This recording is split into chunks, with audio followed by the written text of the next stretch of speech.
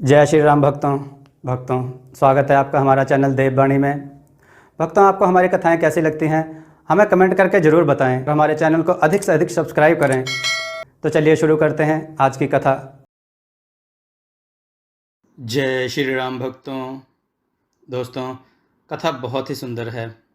आज की कथा है मूर्ख ब्राह्मण और दो चोर। आइए कथा श्रवण करें। बहुत समय पहले की बात है। रामपुर नाम के गांव में एक मूर्ख ब्राह्मण रहता था।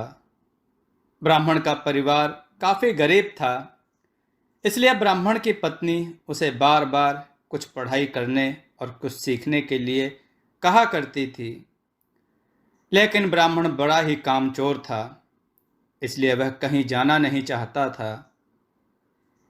एक दिन जब उसकी पत्नी ने बहुत अधिक जोर दिया और कहा कि आज तुम्हें विद्यालय जाकर कुछ पढ़ाई करना ही होगा, वह अपनी पत्नी के गुस्से को देखकर तैयार हो गया। वह अपने घर से निकला और पीछे के रास्ते से जाकर घर के पीछे छुपकर बैठ गया। थोड़ी देर के बाद उसके घर में कुछ लोग आए और उन लोगों ने क्या बात कही, यह सब वह पीछे बैठे चुपचाप सुन रहा था। जब शाम हो गई तब ब्राह्मण वापस अपने घर के पीछे से निकल कर आया और आकर अपनी पत्नी से कहा, आज मैंने इतनी पढ़ाई कर ली है कि अब मैं भविष्य और अतीत देखने लगा हूँ। यह सुनकर उसकी पत्नी को बड़ा आश्चर्य हुआ और यकीन भी नहीं हुआ। तो उसने कहा कि अच्छा ऐसा है तो बताओ, आज जब तुम विद्यालय गए थे तो घर में क्या हुआ? अपनी पत्नी का सवाल सुनकर ब्राह्मण ने उत्तर दिया, आज हमारे घर में कोई आया था और उसने क्या बातें कहीं, यह सब तो वह पीछे बैठकर सुन ही रहा था। जवाब सुनकर ब्राह्मण की पत्नी को यकीन हो गया, सच में उसका पति अतीत और भविष्य देखने लगा है। इसके बाद वह पूरे गांव में घूम घूम कर सबको यह बताने लगी कि उसका पति भविष्य और अतीत देख सकता है, वह भविष्य देख सकता है। अगले दिन एक धोबी का गधा खो गया और वह उसे मिल नहीं रहा था, इसलिए वह उस पंडित के पास गया और आकर उससे कहा कि मेरा गधा खो गया है, क्या आप मेरी मदद कर सकते हैं? पंडित को कुछ समझ में नहीं आया वह क्या करे, इसलिए उसने कहा कि अभी मैं स्नान करने जा रहा हूँ, जब मैं स्नान करके लौटूंगा तब मैं भविष्यवाणी करूंगा। इतना कहकर पंडित वहां से निकल भागा। जब वह रास्ते में जा रहा था तब उसने देखा कि एक गधा खेत में घास खा रहा है। यह देखकर पंडित ने अपनी आधी धोती को फाड़ा और उससे उस गधे को वहीं बांध दिया और दौड़ा दौड़ा घर वापस आया और बैठकर भविष्यवाणी करने लगा कि चने के खेत में तुम्हारा गधा बंधा हुआ है, जाकर उसे पकड़ लो।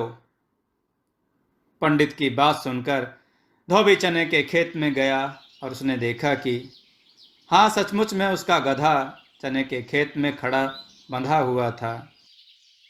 अपने गधे को वापस पाकर धोबी बहुत खुश हुआ और उसने पंडित को काफ़ी दान दिया।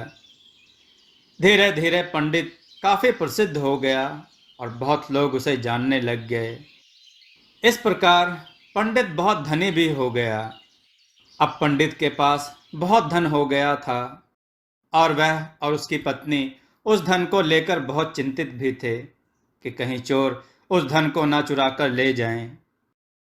पंडित की पत्नी ने पंडित से कहा, आप महाराज के पास जाओ और उनसे हमारे घर की सुरक्षा के लिए सिपाहियों का बंदोबस्त करने को कहो। पंडित ने हाँ में हाँ मिलाई और राजा के पास गया। दरबार में जाकर उसने अपनी समस्या बताई तो राजा ने उसे कहा, आप एक सप्ताह रुक जाएं, क्योंकि इस समय सभी सिपाही जरूरी काम में व्यस्त हैं। अगले सप्ताह आपकी पूरी सुरक्षा कर दी जाएगी। पंडित यह बात सुनकर घर पर आया और अपनी पत्नी को सारी बात बताई। पत्नी ने कहा, यह तो बहुत बड़ी समस्या उत्पन्न हो गई है। अब हमें ही 1 सप्ताह के लिए कुछ करना होगा, अन्यथा हमारे धन पर बहुत से लोगों की बुरी नज़र है। उसी गांव में 2 कुख्यात चोर रहते थे, जो लोगों को दिन दिहाड़े लूट लिया करते थे। उनकी नज़र भी पंडित के धन पर थी। उन्होंने एक दिन पंडित के घर को लूटने की योजना बनाई। पंडित की पत्नी चतुर थी। उसने पंडित को कहा, हम अपने घर के दरवाजे पर रात में गड्ढा खोदेंगे और दिन में उस गड्ढे पर लकड़ी के फट्टे रख दिया करेंगे, जिससे किसी को नहीं पता चलेगा कि यहाँ पर गड्ढा है। पंडित और उसकी पत्नी ने घर के कोने में गड्ढा खोदकर उसमें धन को दबाया और घर के दरवाजे पर भी रात के समय गड्ढा खोदने लगे। 2 दिन में उन्होंने गड्ढा खोदकर तैयार कर दिया। अब चोरों को इस बारे में मालूम हो गया कि पंडित राजा के पास गया था और सुरक्षा के लिए सिपाहियों की मांग की थी। इसलिए चोरों ने जल्दी से जल्दी पंडित के घर को लूटने की योजना बना ली। एक दिन रात के समय चोर पंडित के घर में आए।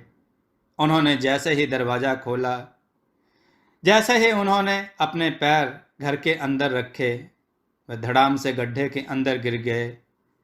गड्ढा इतना गहरा था कि वे दोनों बिना किसी सहायता के नहीं निकल पाए। धड़ाम की आवाज़ सुनते ही पंडित और उसकी पत्नी उठ गए। उन्होंने देखा तो उसके अंदर दोनों चोर पड़े थे। उन्होंने सिपाहियों को बुलाया और दोनों चोरों को कारागृह में डलवा दिया। इस प्रकार पंडिताइन की चतुराई के कारण उनका धन बच गया। दोस्तों, आपको यह कथा कैसी लगी? अपने विचार और सुझाव कमेंट में जरूर दें। हमारी कथाओं को लाइक करें, हमारे चैनल को सब्सक्राइब करना न भूलें। हमारी कथाओं को शेयर जरूर करें, जिससे लोगों को अच्छा ज्ञान प्राप्त हो। जय श्री राम भक्तों।